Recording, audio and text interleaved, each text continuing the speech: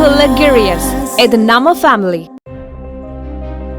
Crypto கரன்சியில் முதலீடு செய்தால் அதிக வட்டி கிடைக்கும் என்ற ஆசை காட்டி 91 பேரிடம் சுமார் 11 கோடி ரூபாய் வசூலித்ததாக ஸ்ரீபெரும்புதூர் போக்குவரத்து காவலர் மனோகரன், அவரது மனைவி மற்றும் தந்தையை குற்றப்பிரிவு போலீசார் கைது செய்தனர்.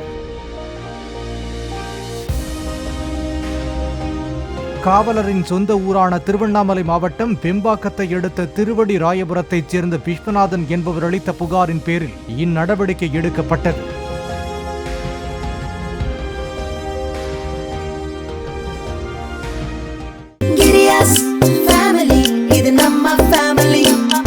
அன்புள்ள கிரியஸ், இது நம்ம ஃபேமிலி.